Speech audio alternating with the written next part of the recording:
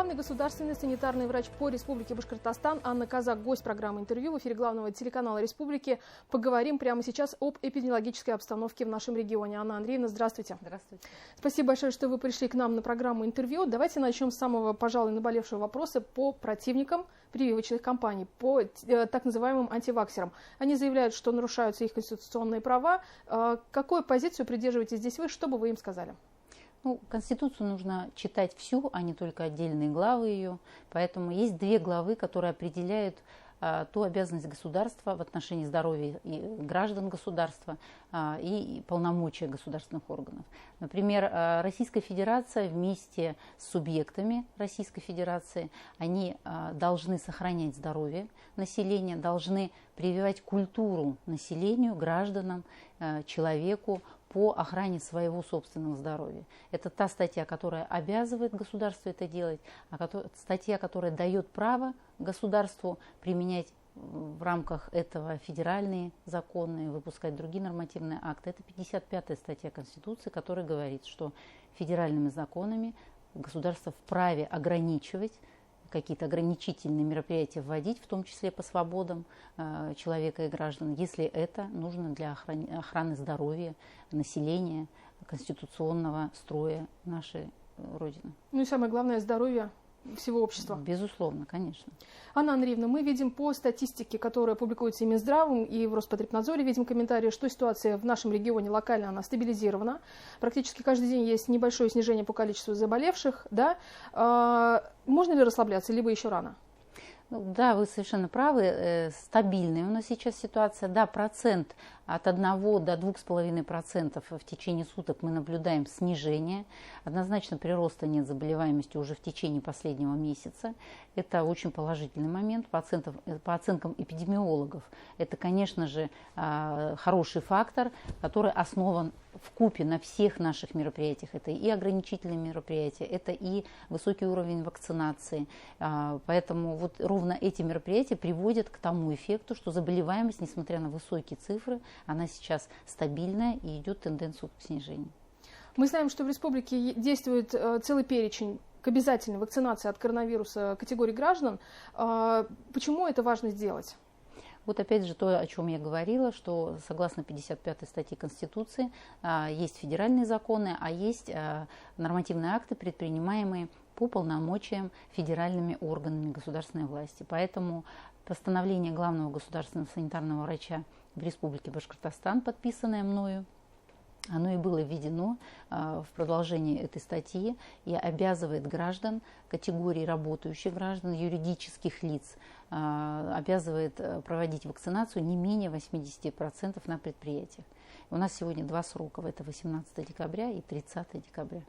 Каким образом будете взаимодействовать с работодателями? Могут ли работодатели отстранять тех сотрудников, которые не вакцинированы? Какие рекомендации вот здесь Роспотребнадзор озвучивает? Сегодня уже мы при проведении наших плановых проверок, внеплановых проверок, мы уже отслеживаем, как проводится, даем рекомендации работодателям, как проводить эту вакцинацию или на каком уровне она проводится сейчас. Кто-то из предпринимателей принял решение, когда сотрудники сами приносят информацию, сертификаты или QR-коды, подтверждающие их вакцинацию.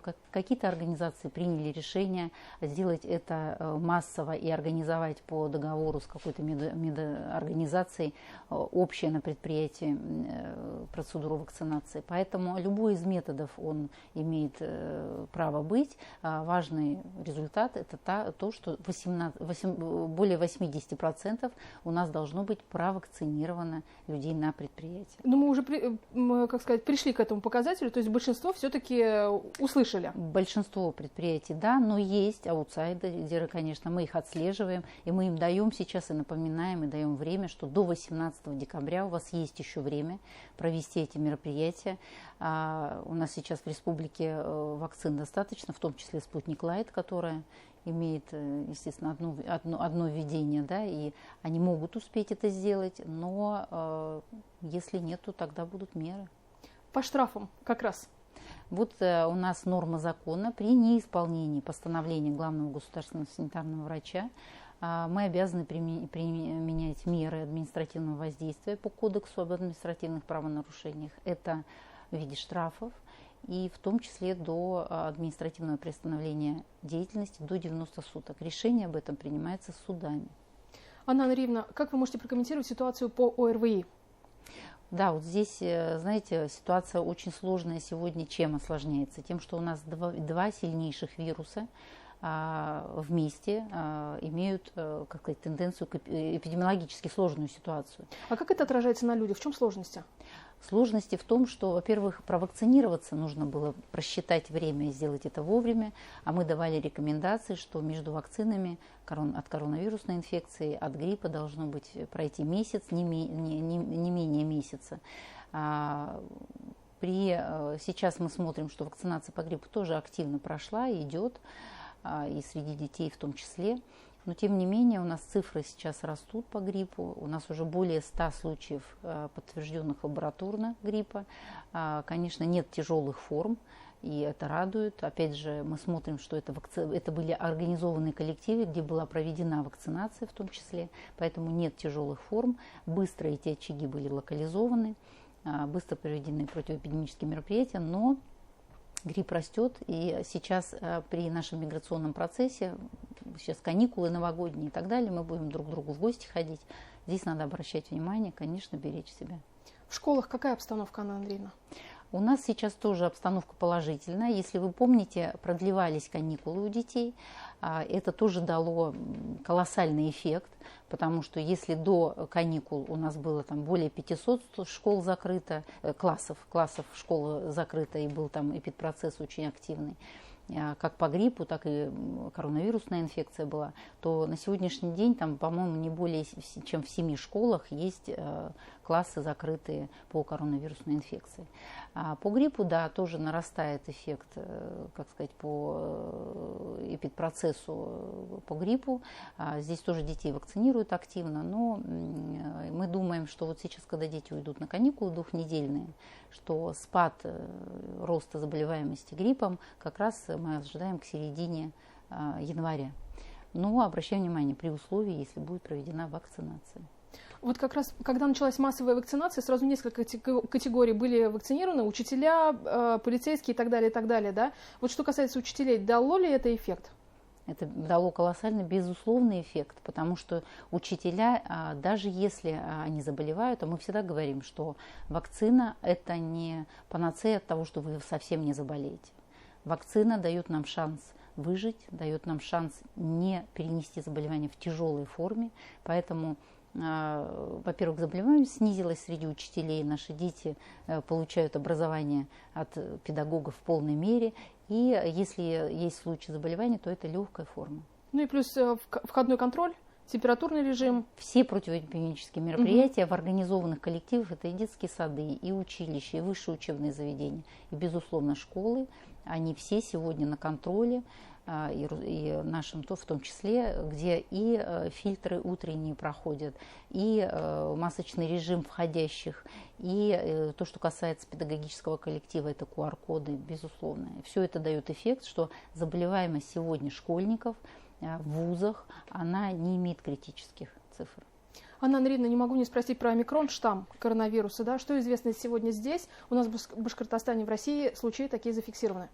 В России, да, действительно зафиксированы. В республике случаев нет омикрона, но мы не расслабляемся. Сейчас мероприятие активно на санитарно-карантинном пропуске границы. Наш отдел есть в аэропорту и на железнодорожном вокзале. Мы активно там усилили свою работу. Сейчас Центр генной эпидемиологии проводит экспресс-тестирование ИХА всех прибывающих из стран Южного континента, и мы отслеживаем. Пока положительных результатов не было, но мы сейчас готовимся тестировать, не только экспресс-тесты делать, но и ПЦР-подтверждения с тем, чтобы отправлять в научные институты положительные, в том числе на секвенирование, то есть уже на выявление именно этого штамма.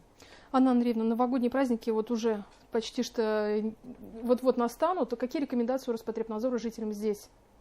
Ну, мы не можем сказать «сидите дома». Понятно, что мы будем ходить в гости друг друга поздравлять. Ну, максимально, опять же, мы надеемся, что люди все-таки сознательные, они привиты. И максимально нужно продумывать свои социальные контакты. То есть если вы идете в какое-то массовое мероприятие, то лучше это сделать в то место, где будут использоваться QR-коды, входной контроль, то есть где будут противоэпидемические мероприятия будут применены, и ты тогда идешь туда со спокойным сердцем. Ну а что касается помимо вирусной этиологии болезни, у нас есть еще на Новый год такая опасность, как пищевые отравления. Поэтому очень внимательно выбирать продукты. И все рекомендации есть на сайте Роспотребнадзора, в социальных сетях Центра гигиены и эпидемиологии. Поэтому, если нужно, мы проконсультируем. Мы там обычно пишем, каких блюд нужно избегать, что нужно смотреть на этикетке, какие продукты нужно выбирать. Поэтому вот здесь тоже надо очень внимательно беречь свое здоровье. Спасибо большое, Анна Андреевна. Это была программа «Интервью». Сегодня нашим гостем была главный государственный санитарный врач по Республике Башкортостан Анна Казак, и мы обсудили эпидемиологическую обстановку в нашем регионе.